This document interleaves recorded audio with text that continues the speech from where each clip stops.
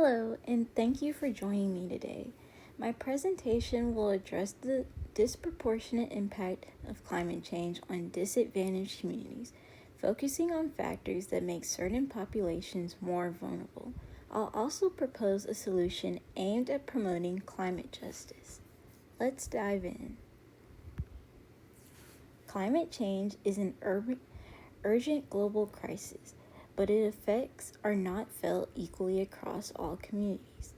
While climate change impacts everyone, it disproportionately affects low-income populations, communities of color, and those living in geographically vulnerable areas.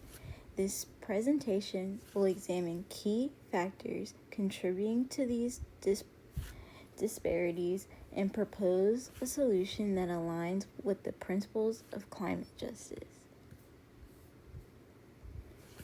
There are several factors that make certain communities more vulnerable to impacts of climate change. First, socioeconomic status plays a major role. Low-income populations often lack the financial resources to adapt or recover from climate disasters. This includes limited access to essential resources like healthcare, housing, and insurance, which are critical for survival and recovery. Secondly, race and geographic location further exacerbate vulnerability. Communities of color, particularly those living in rural or coastal regions, are often more likely to reside in high-risk areas, such as floodplains and areas prone to extreme weather events. Historical and ongoing discrimination has led to these populations to being concentrated in these areas, making them disproportionately exposed to climate risks. Finally, limited access to healthcare and disaster relief compounds the problem.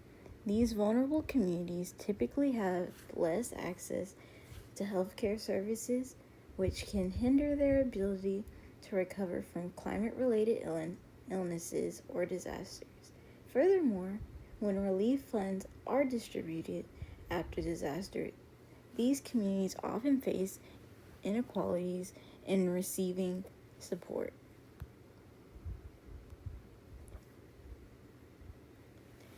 To address the vulnerability stemming from socioeconomic status, I propose strengthening social safety nets through targeted climate adaptation programs.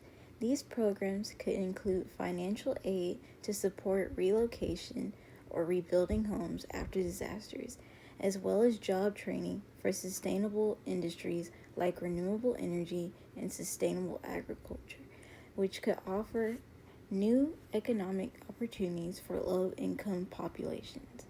The key to success in this solution is collaboration.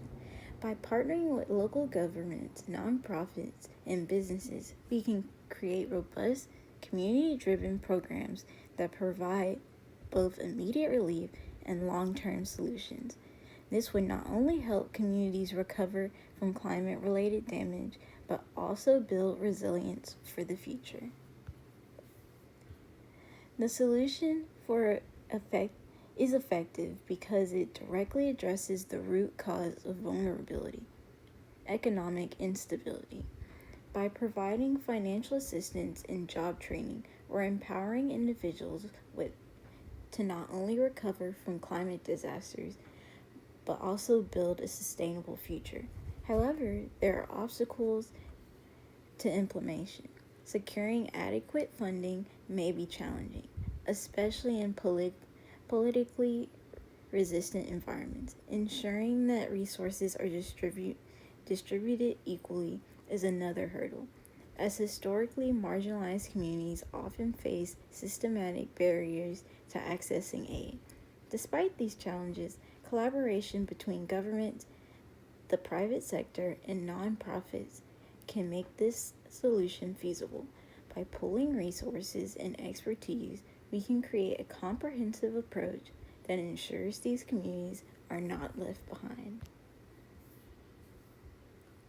This proposal aligns with the framework of the of Climate Justice, which advocates for the fair and equitable distribution of the impacts and benefits of climate change.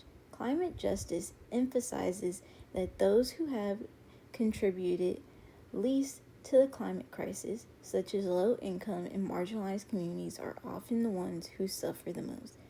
By focusing on economic and social vulnerabilities of these communities, we are working towards a more just and equitable approach to climate change. This solution does not simply aim to alleviate the immediate impacts of climate change, but it seeks to empower these communities and create sustainable systems for the future.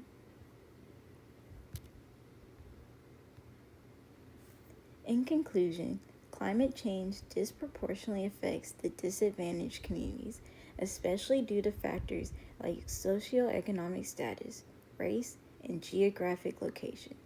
Strengthening social safety nets and implementing targeted climate adaptation programs can address these vulnerabilities. By doing so, we not only provide immediate relief, but also work towards more resilient and just future for all communities. To make real progress, we need to prioritize community-based solutions and push for systematic change. Everyone deserves the opportunity to thrive, regardless of their background or economic status. Thank you for your time and attention. I hope this presentation has helped highlight the urgent need for climate justice and how targeted solutions can make a meaningful difference. If you have any questions or like to discuss these ideas further, please feel free to reach out. Together, we can work towards a more equitable and sustainable future.